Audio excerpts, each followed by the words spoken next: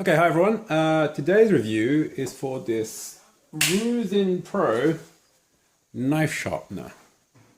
Now, I like cooking a lot, and I have lots of knives, and eventually they will go blunt, so you need to sharpen them. Now, if you want to sharpen a knife, you can use like a whetstone. This is like a Minosharp waterstone. Pretty expensive now. I think there's like nearly €100 for this one. And you got basically, this one's a combination one, so you got two sides at different grit. And you also have these guides that you can use to help you learn to sharpen knives. Now, the problem with this is that if you want to get good at sharpening knives, you have to practice a lot. And to be honest, most home cooks probably only have maybe 4 or 5 knives maximum. And over the course of a year, you might sharpen them maybe, I don't know, at most maybe every other month, probably even less for most people. And because of that, you don't get enough practice in. And as such, it's very hard for you to get a really fine edge by using this, unless you do sharpen a lot of knives. And also, this is very expensive right now. There's like, yeah, like I said, over €100. Another option is one of these, which is an electric knife sharpener. And this works really, really well. This one is the Diamond Sharp Kyocera one. And this one's actually specifically designed for ceramic knives. It can be used for other knives, but it's mainly designed for Asian knives, not for Western knives. The reason why is because on Western knives there's a bolster. And because of that, the knife won't go all the way in. So you lose about the front inch, I mean the back inch on the heel, which isn't ideal. So if you're going to get one of these, make sure your knives are Japanese, Asian knives, and this will work pretty good. But again, this only gives you a very good edge. It doesn't give you like the sharpest edge out there. Okay. Everyone should get one of these. This is a steel for basically rehorning the knife, basically straightening the blade. This doesn't actually sharpen the blade as such. Usually what happens is the blade will be crinkled or bent or rolled, and this will re-straighten it. In this case, this is a diamond steel, and this one does actually sharpen it a little bit. But yeah, this is important if you cook a lot. Now, I came across this, the Rosin Pro knife sharpener, and it got me really interested because it looked pretty simple to set up. And from what I saw, the results are really, really good. So there's different versions of this, and this is the one I got. Now, it consists of this knife holder, which clamps on to your workspace. Okay, just tighten it on. There is this vertical rod that you screw into here. Okay, once screwed in, use this butterfly to tighten it up. You have this handle, which actually holds the whetstones underneath, and this guide rod. So again, you just screw this in.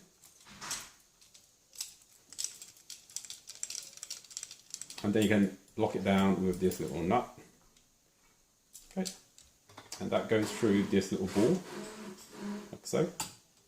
And you also have this final bolt assembly, and this is screwed in here. Now this just basically prevents you from accidentally pulling the sharpening rod all the way out. Okay, so you can set that, and once it's set, you can just mark it with a black marker like I did, so you know exactly where it needs to be.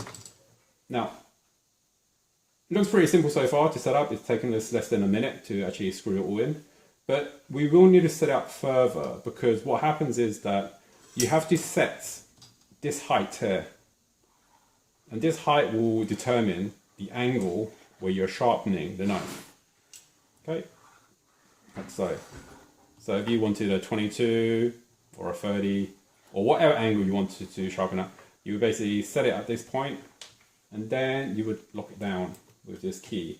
And again, once you've actually set up your heights, you can again mark them off with a black marker. so you know exactly where it is next time. Or you could even move this bolt. This bolt is actually movable. Set it to the point where you normally sharpen your knives. So I think most people will probably do a I don't know, 15-degree angle, you know? So you can set it to there, and next time it will just all drop into place and you won't need to set it up again. Probably. Just depends on your knife, I guess. Okay, now, once you set this all up, let me screw this in. You need to get whetstones. Now, from what I've seen online, you can buy these ones, which are, I guess, ceramic. And they all come in different grits from, I don't know, what was it, 240 to nearly 10,000. But I would recommend you get these ones instead. Now, these ones are diamond ones. Now, the reason why I suggest these ones is because a lot of people say that these are very fragile and they break during transit. A lot of people, if you look at the reviews, say they arrive with broken stones that they can't use. And you can see that it's actually very thin. And if you drop these will break very easily. But these ones won't, because I believe that it's only the top layer which is diamond, and the rest is just like I guess, a metal plate. So these are less likely to break.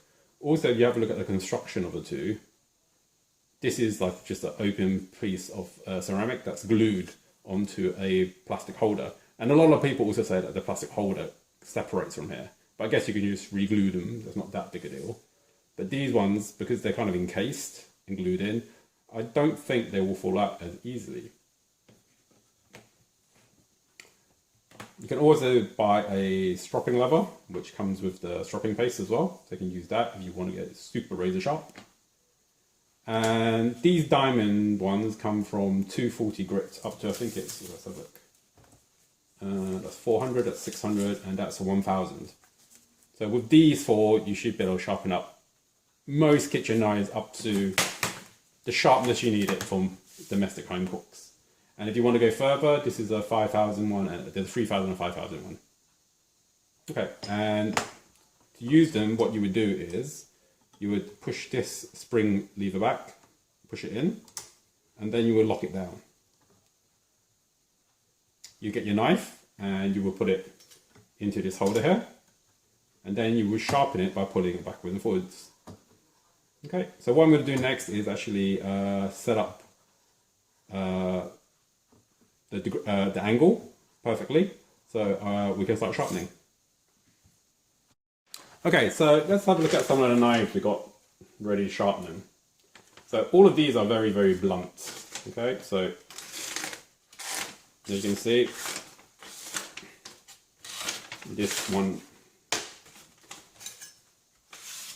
isn't really going to cut anything, really. None of these knives are sharp at all. All very, very blunt. So let's see what this knife sharpener can do. Okay.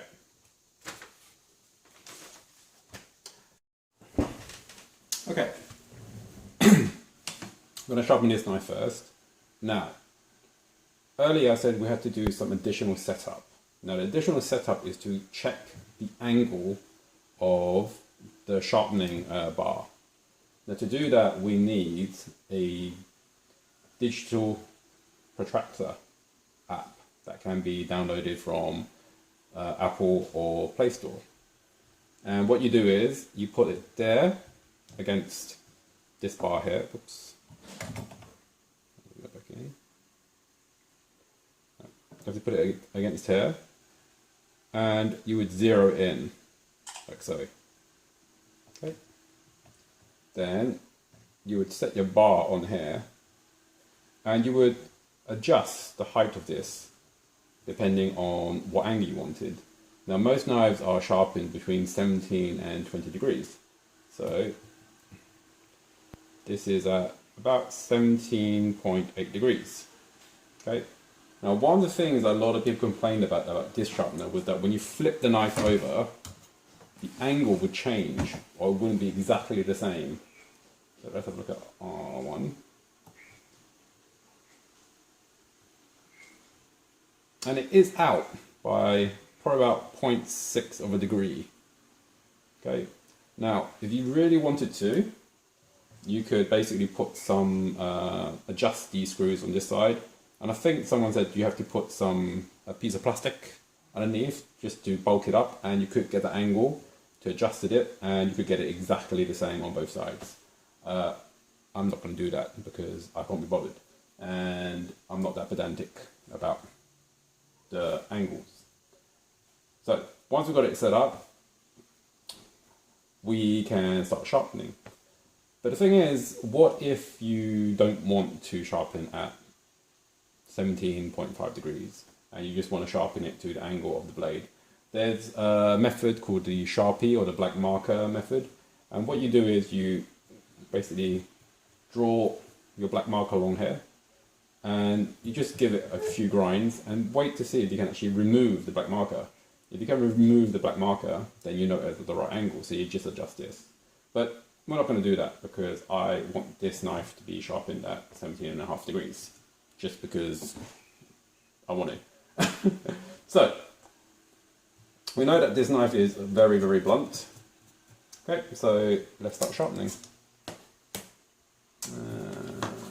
Let's use the 240 first, and then work our way through the grits. So, yeah. So ideally, you want to do big sweeping movements.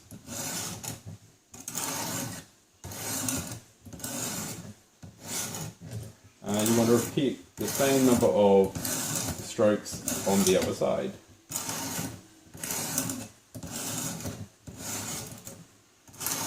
So if we do 10,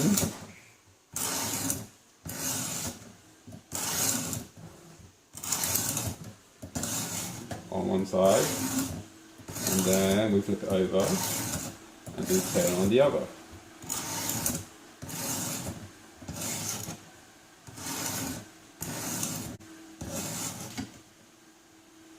Pull it out, flip and repeat.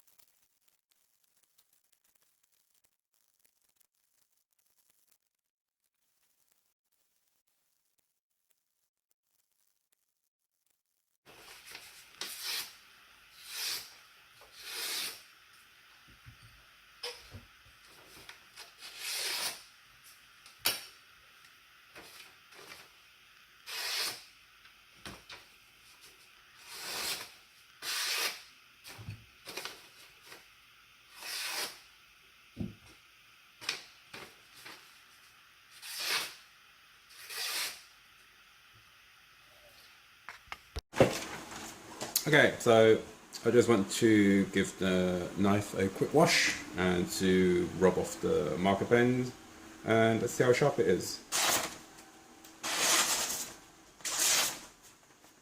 So that's pretty good, from being completely blunt to almost shaving through all the way through paper.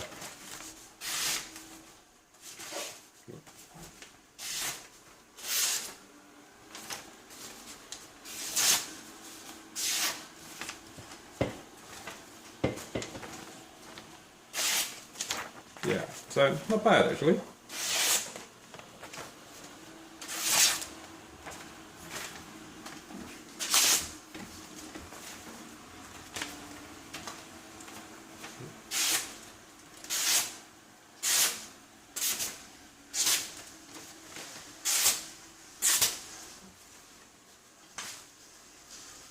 So this is actually, as I said, selling for about 40 euros. Where I'm currently based, it costs about 8 euros to sharpen a knife. So if I sharpen these 5 knives, I already pretty much saved myself the 40 euros.